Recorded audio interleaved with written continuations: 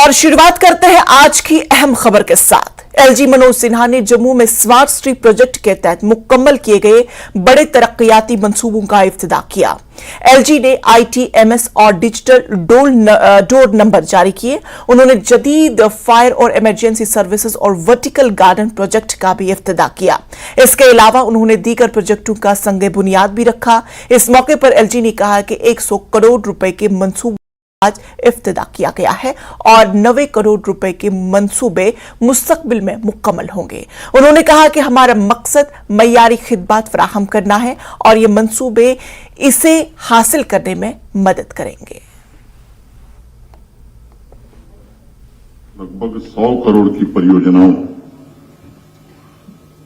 का लोकार्पण हुआ। ये जम्मू के निवासियों को समर्पित की गई हैं और लगभग 90 करोड़ रुपए की लागत से नई परियोजनाओं का शुभारंभ हुआ है। शहर के प्रति नागरिक को आधुनिक सुविधा के लिए मैं हृदय से बधाई देता हूं। जैसा बताया गया कि 25 करोड़ रुपए की लागत से integrated command and control centre, ताकि तकनीक का इस्तेमाल करते हुए जम्मू शहर को आधुनिक बनाना एक महत्वपूर्ण कदम है ये, और मुझे लगता है कि ऐतिहासिक कदम है जो यहां के नागरिकों के जीवन स्तर को बेहतर बनाएगा, नागरिकों की जरूरी सुविधाओं के संचालन में भी मदद करेगा। और अगर मैं ये कहूं, ये जो इंटीग्रेटेड कमांड और कंट्रोल सेंटर होगा, जम्मू शहर के सिविक ऑपरेशन का नर्व सेंटर साबित होने वाला है।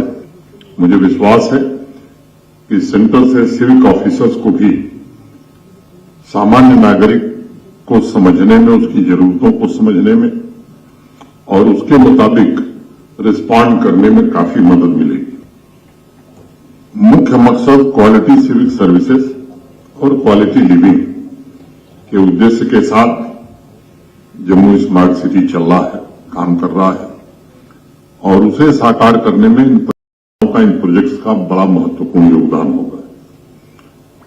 लेकिन ये सब होने के बावजूद हकीकत ये भी है कि चाहे जितना कोई तर्क दे, जितनी दलीलें पेश करे, ये सच नहीं नकारा जा सकता कि पिछले 3 वर्षों में माननीय प्रधानमंत्री जी के नेतृत्व में जम्मू कश्मीर का शहर हो या गांव हो, व्यापक परिवर्तन के दौर से गुजर रहा है और अनेक परियोजनाएं पूरी हुई हैं, शुरू की गई हैं और पूरी होने वाली हैं।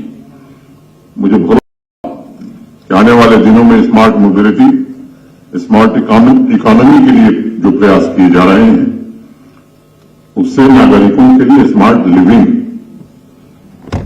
की भी व्यवस्था हो पाएगी।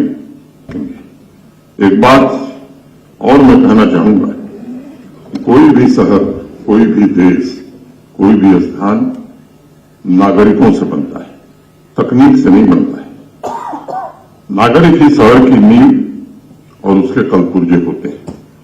इंफ्रास्ट्रक्चर और टेक्नोलॉजी मात्र उनकी जरूरतों को पूरा करने, नागरिक की आकांक्षाओं की पूर्ति का महज एक साधन हो सकता है, क्योंकि जिस तरह से भारत की छवि पूरी दुनिया में उभर करके आ रही है, अंतर्राष्ट्रीय मंचों पर जिस तरह से भारत की आवाज सुनी जा रही है, भारत की प्रतिष्ठा बढ़ी है, मुझे लगता है कि वो समय आ गया। आज हम अमृत काल में हैं, जब आजादी के 100 वर्ष पूरे हों तो हम ऐसा शहर, ऐसा समाज बना सकें कि दुनिया के किसी देश से हम कम नहीं हैं। ऐसी व्यवस्था जम्मू में भी हम कायम कर सकें। मुझे लगता है कि ये उपयुक्त समय आ गया है और इस पर आप सबको मैं निवेदन, आपसे प्रार्थना करूंगा कि इस काम में हम सब आप सहयोग करें। ये प्रशासन और नागरिक दोनों ही शहर की धड़कन है, उसका दिल आम आदमी है। नागरिक को सभी सुविधा मिले आवश्यक है, लेकिन उन सुविधाओं की रक्षा की जाए। मुझे याद है अभी 1 साल पहले इसी स्मार्ट सिटी के अंतर्गत इसी शहर में कुछ सुविधा सुविधाएं उपलब्ध कराई गई और 10 दिन बाद मैंने अखबार में पढ़ा कुछ लोग उसे तोड़ दिए। अब हमारे घर के बगल में तोड़ा जा रहा है, कम से कम सूचना तो दे सकते हैं, लड़ाई नहीं कर सकते हैं। अखबार के माध्यम से प्रशासन को मालूम। मुझे लगता है कि इस सोच में थोड़ा बदलाव लाने की जरूरत है। एलजी मनोज सिन्हा का कहना है कि जम्मू कश्मीर में प्रॉपर्टी टैक्स को काफी गौर-व-खूस के बाद लाया गया है। उन्होंने कहा कि मुल्क की दूसरी रियासतों के मुकाबले में जम्मू कश्मीर में प्रॉपर्टी टैक्स की शरह बहुत ही कम है और लोगों को मिलजुल कर जम्मू कश्मीर की तरक्की में हिस्सा लेना चाहिए। जेएमसी कमिश्नर राहुल यादव ने कहा कि प्रॉपर्टी टैक्स हमारे मुल्क के दीगर शहरों के मुकाबले में बहुत ही कम है। हमने एक ऐसा निजाम तैयार किया है जहां शहरी का हिसाब लगा सके और अपनी तजावीज भी दे सके। मुझे लगता है कि एक ध्यान में हम सबको एक बात रखनी है कि अगर बेहतर सुविधा चाहिए तो उन सुविधाओं के लिए थोड़ा भुगतान समर्थवान लोगों को जरूर करना चाहिए।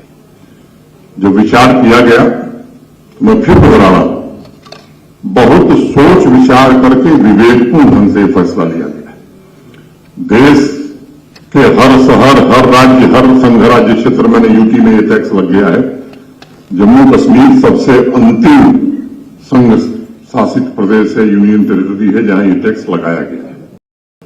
लेकिन लगाने के पहले भी काफी विचार मंथन हुआ, कितना लगाया जाए, लोग कितना दे पाएंगे।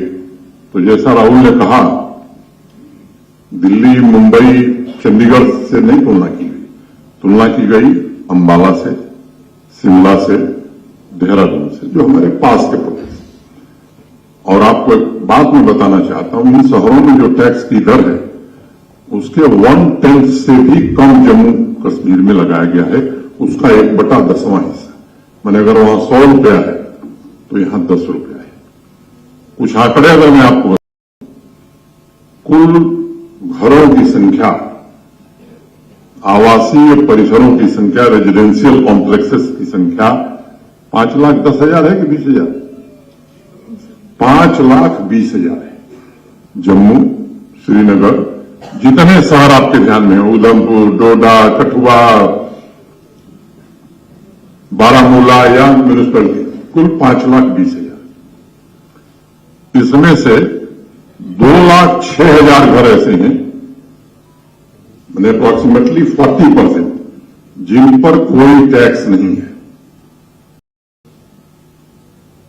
40% शहरी आबादी पर कोई टैक्स नहीं। ग्रामीण आबादी, कुछ लोग अब तर्क का कुतर्क भी करेंगे, साहब क्या हो जाएगा। तो ग्रामीण आबादी पर कोई टैक्स नहीं है, वहां कोई नगर निगम नहीं है, वहां कोई म्यूनिसिपैलिटी नहीं, वहां पंचायतें हैं, पंचायत अपने ढंग से काम करें। जो हमारे धार्मिक स्थल है, मंदिर है, मस्जिद है, गुरुद्वारे हैं, उन पर कोई टैक्स नहीं। तो 5,20,000 में 2,06,000 ऐसे हो गए जिन पर कोई टैक्स नहीं। 2,03,600 घर ऐसे हैं, फिर मैं दोहरा रहा हूं, 2,03,600 घर ऐसे हैं जिन पर अधिकतम एक साल में, पूरे एक वर्ष में अधिकतम 1,000 रुपए का टैक्स है। और उसमें भी जम्मू और श्रीनगर में रहने वालों को ही 1,000 देना होगा, बाकी शहरों में मुझे लगता है कि उससे भी कम होगा। और जम्मू और श्रीनगर के भी कुछ खास इलाकों में।